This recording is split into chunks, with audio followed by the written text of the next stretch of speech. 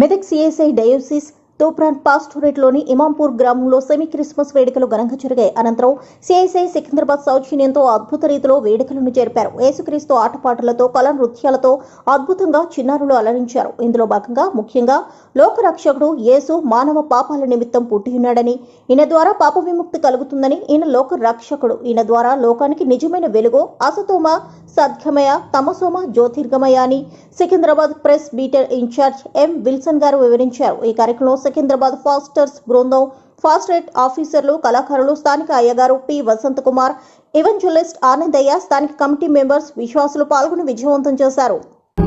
తన ప్రజలను వారి పాపముల నుండి ఆయనే రక్షించును గనుక ఆయనకు యేసు అను పేరు పెట్టుదువు.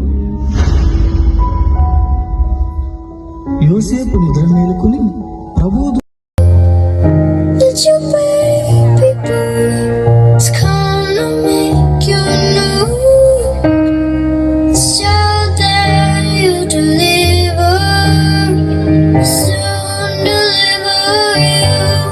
చూశారు కదా, నేను పురుషుని ఎరగని దాననే, ఇది ఎలాగూ జరుగును?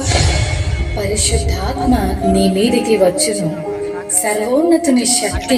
ఇప్పుడు మనం చూసినాం కదా, దేవుని దూత వచ్చేసినాడు. ఎక్కడికి వచ్చినాడు? ఎవరి దగ్గరకు వచ్చినాడు? మరియమ్మ దగ్గరికి, యోసేపయ్య దగ్గరికి కదా.